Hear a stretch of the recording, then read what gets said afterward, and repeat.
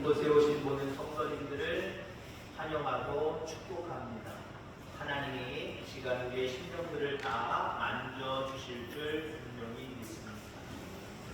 우리가 살아가는 모든 시간, 모든 사건, 모든 일들 속에는 반드시 그 의미가 분명하게 있습니다. 다만 우리가 그 어떤 일들, 어떤 사건들 속에서 의미를 찾지 못하기 때문에 힘들어하는 거예요. 왜 하나님이 나한테 이런 일을 허락하셨지? 근데 도대체 뭐지? 이유가 뭐지? 모르니까 우리가 괴로워하는 거예요. 그런데 어찌됐든 간에 우리 인간의 모든 일들, 시간들, 사건들 속에는 하나님의 분명한 의미가 있다라고 하는 거죠. 다른 말로 얘기하면 하나님의 뜻이 있는 거예요. 하나님의 뜻 없이 우리를 어떤 상황 가운데, 어떠한 환경 가운데 내몰지 않으세요. 분명히 이유가 있어요. 나에게 이런 곳으로, 이런 환경으로 보내신 이유가 분명하게 있다는 거예요. 그 이유는 우리 것을 빼앗으려고 하시는 게 아니에요. 우리를 저 지옥으로 인도하시려고 하는 게 아니에요. 우리에게 생명을 주시고 더 풍성하게 하시려고 우리를 이끌어 가시는 거예요. 그래서 우리의 모든 상황들 속에 우리는 불평불만을 서로 할 일이 없어요. 근데 그 이유를 모르니까, 그 어떤 환경과 상황의 의미를 모르니까 우리가 괴로워하고 때로는 하나님 앞에 불평하기도 한다라고 하는 겁니다. 오늘 제목의 말씀이 무의미한 것은 없다, 의미가 없는 것은 없다, 이런 말씀입니다. 여러분들도 삶 가운데 되어지는 모든 일들 속에서 하나님의 뜻, 하나님의 의미를 깨달아 알아가는 참된 믿음의 소유자가 되기를 주의 이름으로 축원합니다. 어떤 상황이든지 하나님의 의미, 하나님의 뜻을 알려면요, 그 상황을 극복하고 이겨내고 살아갈 수 있어요. 근데 그것에 대한 의미, 그것에 대한 뜻을 알아내지 못하면요, 하나님이 나한테 무의미한 환경을 주셨어. 하나님이 아무 관계없이 나한테 이런 일들을 허락해 주셔서 그 속에 파묻혀서 헤어나오지 못해요. 이겨내지를 못해요.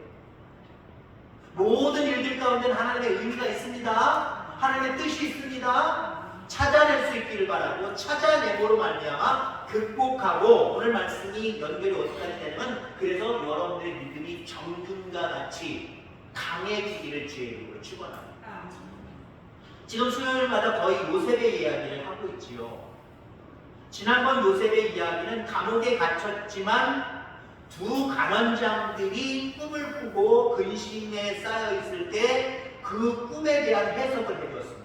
술 맡은 간원장 3일 후에 바로의 생일날 복직할 것이고, 떡 맡은 간원장 바로의 생일날 3일 후에 결국 죽어서 새의 먹이가 될 것이다.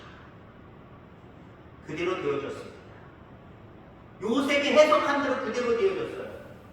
그리고 그 해석을 하해지면서 요셉이 복직하는, 살아남는 술 맡은 간원장에게 나를 좀 기억해줘. 나 지금 없어. 억울해. 꼭 왕한테 얘기해줘서 나 여기서 나가게 해줘. 그런 다음에 세월이 얼마나 흘렀다 했죠? 많이요. 아유, 제가 좋아하는 데다. 우리 아이들한테 공부 열심히 해. 얼마나 열심히 할 거야? 많이 열심히 할게요. 듣기 좋을 것 같습니다. 참 애매모호하지만 확실한 답이에요. 많이 흘렀어요. 2년이 흘렀어요. 많이 흘렀죠? 2년이면 많이 해요. 왜? 더군다나 요셉은 감옥 속에 있잖아요. 어려운 환경, 열악한 환경, 포기할 수밖에 없는 환경, 무서운 환경, 이런 환경 속에 있잖아. 이런 환경 속에 있으면요, 평범하게 있는 환경 속에 있는 것보다 그 2년과 2년은 완전히 달라요. 아마 그 기간은 지루하고 또 천천히 흘러가는 괴로운 의미 없는 세월이었을 겁니다. 하나님 나한테 왜 이런 의미 없는, 나를 높이 세워주신다고 했는데 높이 세워주시려고 하면 다른 일들로 나를 이끌어 가셔야 되는데, 다른 데로 이끌어 가셔야 되는데 왜 의미 없이 나를 감옥에 가두셨지? 왜 2년 동안 이곳에 가게 만드셨지? 요셉은 이럴 수 있는 상황이었어요. 아마 우리도 그럴 겁니다. 세상을 살아가다 보면 나 하나님의 자녀예요. 나 믿는 데에 대해서 하나님 아시잖아요. 언제부터 내가 이런 환경을 주세요? 왜 이런 상황을 주세요? 의미가 없잖아요. 왜 의미 없는 일들을 나한테 주셨어요? 라고 하는 상황들이 우리 모두에게 분명하게 있을 수 있다라고 하는 겁니다. 여러분, 고난이 왜 고난인지 아십니까? 고난이 어려운 상황, 어려운 일들이잖아요. 왜 그 고난이 고난인지 아십니까? 간단합니다. 의미를 모르기 때문에 고난이에요. 똑같은 환경이지만 의미를 아는 사람은 그 상황이 고난이 아니에요. 오히려 기쁨일 수도 있어요. 근데 같은 상황이지만 의미를 모르고 그 속에 갇혀있는 사람은요, 하루하루가 괴로운 거예요. 하나님 앞에 주변 사람들에게 불평불만하면서 살아갈 수밖에 없는 거예요. 가령 여러분들, 여성분들, 남성분들도 마찬가지예요. 특히 여성분들 10개월 동안 배에 뭐 가지고 있으셨어요? 여러분 자녀 갖고 있으셨잖아요. 여러분 자녀 숫자대로 배가 불러오셨잖아요. 10개월 동안 그 고통을 참으셨잖아요. 어떤 분들은 너무 입덧이 심해서 10개월이 마치 10년처럼 느껴지면서 고통 가운데 있었던 그런 산모들도 있었을 겁니다. 물론 어떤 산모들은 아무 입덧도 안 하고 그냥 쉽게 지나갔다 표현하지만 사실 10개월 동안 아이를 갖고 있는 게 쉬운 게 어디 있어요. 입덧이 심하면 심한 거고 입덧이 없으면 10개월 동안 아무렇지도 않고 쉽게 지나간 거니까 아니잖아요. 그죠? 모두 다 고생하는 거잖아요. 근데 그 고생하는 10개월 동안 왜 하나님 나한테 이런 형편 주셨어요? 원망스러워요. 나 포기하고 싶어요. 라고 하는 산모 보셨어요? 그런 남편 보셨어요? 없을 거예요. 그 10개월 동안의 고통, 아픔, 의미가 분명하게 있잖아요. 이걸 참아내면 나에게 주시는 하나님의 선물이 나의 태 속에서 이제 나오리라. 나 닮은 아들이, 나 닮은 딸이 나오리라. 라고 하는 그 의미 있는 모습 때문에 10개월 동안 산모는 이 고난이 아닌 거예요. 고통이 아닌 거예요. 여러분 그렇습니다. 삶 속에서 그 삶을 나에게 허락하신 의미를 깨닫는 것, 알아가는 것, 이건 대단히 중요한 거예요. 하나님이 알려주십니다. 하나님께 기도하는 저와 여러분들 다 되기를 주의 이름으로 축원합니다. 고난의 시간은 우리에게 원하지 않는 상황들은 두 가지 차원에서 우리를 변화시키는 사건입니다. 어떤 의미로 우리를 변화시키느냐? 두 가지. 내적으로 우리를 변화시키는 하나님의 의미예요. 그리고 외적으로도 변화시키는 하나님의 의미입니다. 우선 우리 가운데 있는 고난이 내적으로 나를 변화시키는 시간이다라고 하는 부분들을 함께 나누고자 합니다. 자, 하나님께서는 이 2년 동안의 감옥 기간 동안 뿐만 아니라 애굽에 팔려오고 남의 집에 종살이하고 감옥에 갇힌 것까지 다 포함할 수도 있겠습니다만은 특별히 2년이라고 하는 이 감옥에서의 어떤 무의미한 이 시간 가운데 하나님은 요셉의 믿음을 정금과 같이 변화시키는 작업들을 하고 계셨던 거예요. 그래서 그 시간은 의미가 없는 시간이 아니라 대단히 의미 있는 시간이었다라고 하는 거죠. 사람은 여러분 언제 성숙해집니까? 우리가 흔히 딸한테 이런 얘기하지. 너도 너 같은 딸 나와라. 너도 임신하고 고통스러워봐라. 한번 나처럼 열남매 한번 가져보고 나아봐라. 우리가 성숙해지는 계기가 되는 상황들은요, 평안할 때가 아니에요. 고난의 시간을 지나올 때 하나씩 배워가는 거예요. 하나씩 조금씩 성숙해가는 거예요. 고난은 오랜 기간 가운데 자기 속에서 믿음이 내면화되는 귀한 은혜의 시간임을 기억하기를 주의 이름으로 축원합니다. 오늘 요셉에 대한 이야기지만 욥에 대한 얘기도 종종 할 겁니다. 고난의 대명사, 요셉도 고난받은 자의 대명사라고 볼 수 있지만 특히 성경에서 고난받은 자의 대명사는 욥이다라고 이야기할 수 있습니다. 고난당할 때 욥은 하나님을 원망한 것이 아니라 하나님을 찾았어요. 하나님, 나에게 이런 일이 생겼는데 하나님 의미가 도대체 무엇입니까? 라고 하나님을 먼저 찾고 앞에 기도했다라고 하는 거예요. 그렇습니다. 우리는 어떤 고난 앞에서 이게 뭐지요? 의미가 뭐지요? 라고 하는 상황이 벌어질 때 하나님께 물으시기 바랍니다. 왜? 하나님 그 환경을 허락해 주신 거예요. 하나님이 창조해 주십니다. 인간의 모든 우주를, 모든 것들을 다 운행해 가시는 분이에요. 그분의 뜻대로, 그분의 섭리대로 이 모든 일들이 벌어지는 거예요. 그렇다고 한다면 우리가 어떤 고난의 순간에 이 고난의 이유가 도대체 무엇입니까? 의미가 무엇입니까? 하나님 앞에 묻는, 기도하는 저와 여러분들 되기를 주의 이름으로 축원합니다. 욥은 그 고난 중에서 깨달았습니다. 그 깨달음이 욥기 23장 10절의 말씀이에요. 나의 가는 길을 오직 그가 아시나니 그가 나를 단련하신 후에는 내가 정금같이 나오리라. 아멘. 이 말씀에 욥이 고난을 통하여서 내적인 변화를 가져온 세 가지 깨달음이 있었다라고 이렇게 이야기할 수 있어요. 그렇습니다. 우리도 내적으로 변화되는 상황들을 맞이하기 위해서 욥처럼 세 가지를 깨닫게 되기를 바랍니다. 이 세 가지를 깨달으면 여러분들도 내적으로 변화되고 내적으로 믿음이 더욱더 뜨거워지고 견고해지게 되어 있어요. 자, 그러면 욥이 깨달은, 고난을 통해서 깨달은 세 가지가 무엇이냐? 그가 아시나니. 아멘. 어려운 일을 당할 때, 아, 우리 하나님이 알고 계시는구나. 이 믿음이 생기기를 주의 이름으로 축원합니다.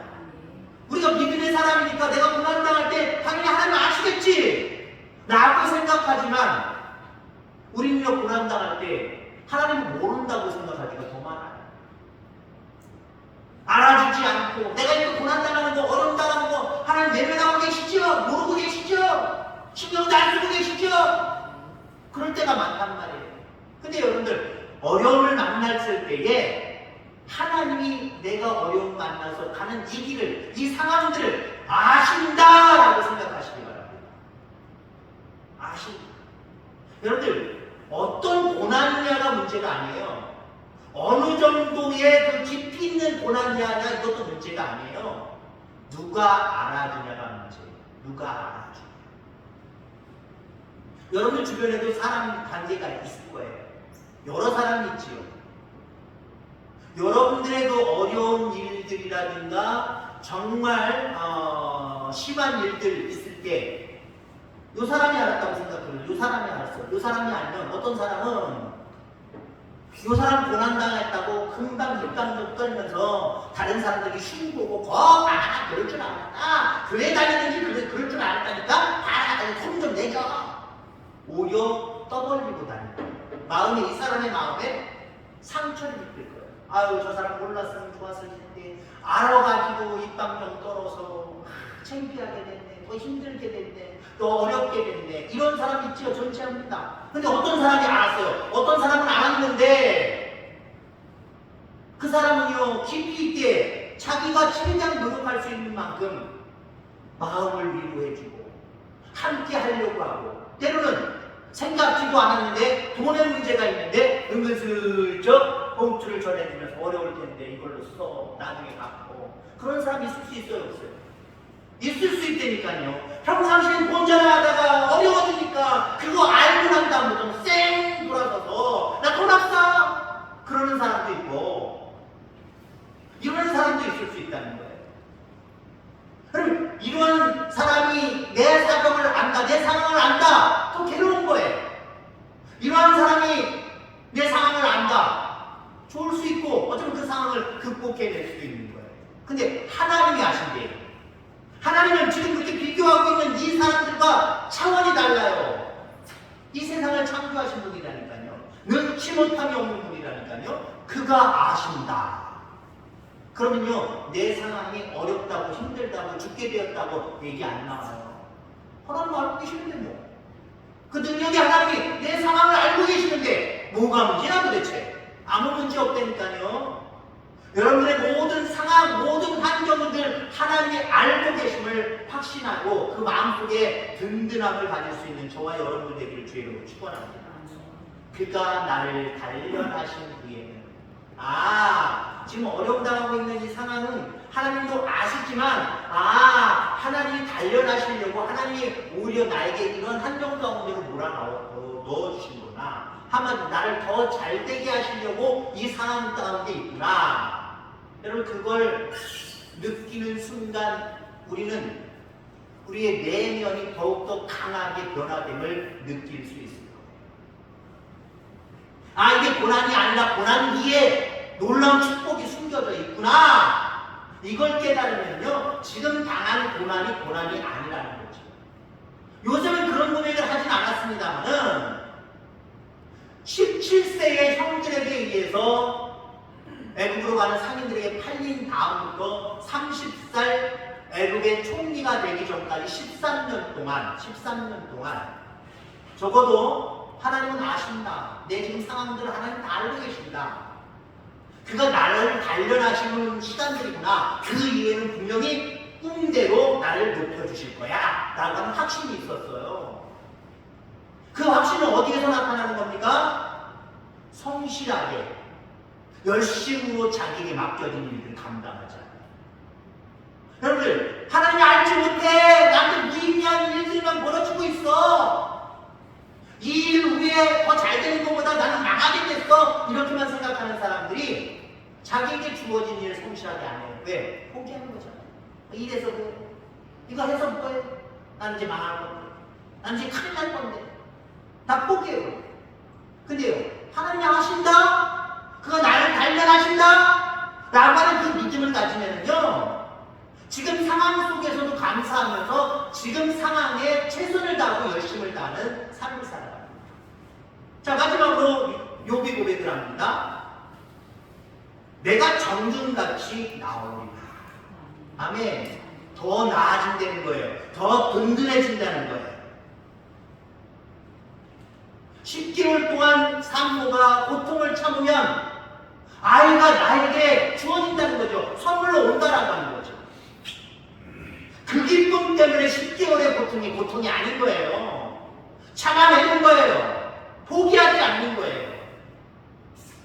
그가 나를 정금같이 나오게 하신다. 더 잘되게 하신다. 더 부유하게 하신다. 더 강하게 하신다. 더 능력있게 하신다. 이 믿음을 가지면요, 우리의 내면은 오히려 고난 중에 더 단단해집니다.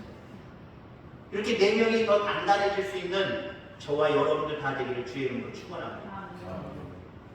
자, 그 다음에 고난의 시간을 통해서 또 다른 차원의 우리의 변화가 있을 수 있죠. 지금 내적인 변화에 대해서 얘기했죠. 외적인 변화. 외적인 변화. 고난의 기간이 무의미하다고 여기는 이유가 무엇이냐면 아무런 변화가 없다고 생각하기 때문에 그렇습니다. 감옥에 있는 요셉, 자신의 환경에 아무 변화가 없어요. 술 맡던 관원장, 목직하는 관원장이 얘기했는데도 2년이라고 하는 시간이 흘러버립니다. 만일 고난을 제대로 다룰 줄만 안다면 고난만큼 인생에 유익한 것도 우리 가운데 없다라고 하는 거죠. 자, 2년이라고 하는 시간, 이 시간이 무의미하게 아무 일 없이 그냥 흘러가기만 하는 시간이었을까요? 요셉은 몰랐는데 그 2년이라고 하는 시간 동안 하나님이 내 바깥에서 외적으로 일하시고 계시더라는 거죠. 아멘. 하나님, 나는 고난당하고 있어요. 어려워요. 왜 이런 기간을 이렇게 많이 주셨어요? 여러분 그렇게 생각할 수도 있지만 그런 생각에 깊이 빠지지 마시기 바랍니다. 내가 고난당하고 있을 때, 내가 힘들어할 때, 어려워할 때 우리 하나님 가만히 계신 것이 아니라 내가 모르게 바깥에서 일하고 계세요. 아멘. 하나님 일하고 계세요. 하나님 어떻게 무슨 일을 하셨습니까? 우선 바로를 움직이셨어요. 바로를 움직이셨어요.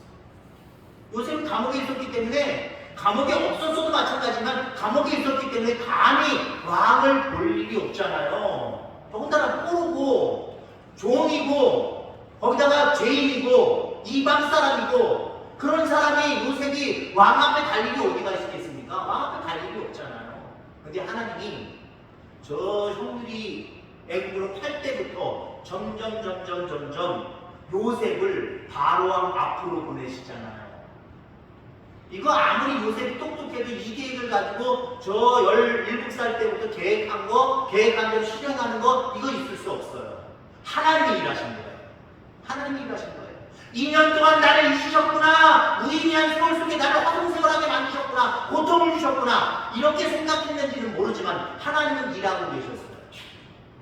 술 맡은 가정장이 잊어버리고 일 안 하시고 계시는 줄 알았는데 하나님이 일하고 계셨어요.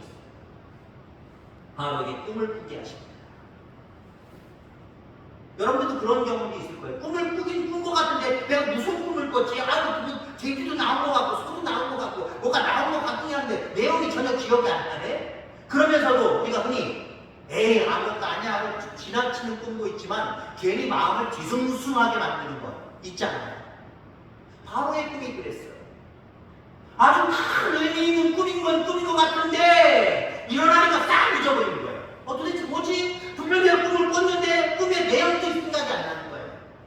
그러면서 잊어버리면 그만인데 잊어버릴 수가 없는 거예요. 아주 꺼림직하고 희한한 꿈이기 때문에 아주 그 생각은 나지 않지만 찜찜한 거예요. 마음의 번뇌가 일어나는 거예요. 그리고 고달프게 많은 사람들을 불러서 자기가 꾼 꿈을 알게 하고 알아맞히게 하고 그 꿈에 대한 해석을 들으려고 해도 그 누구도 해석하는 사람이 없어요. 이렇게 만드신 분은 누굴까요? 하나님. 바로에게 꿈을 꾸게 하시고 꿈이 생각나지도 않게 하시고 뒤숭숭해서 잠도 못 자고 하루하루를 보내는 것이 괴롭도록 하나님이 만드신 거예요.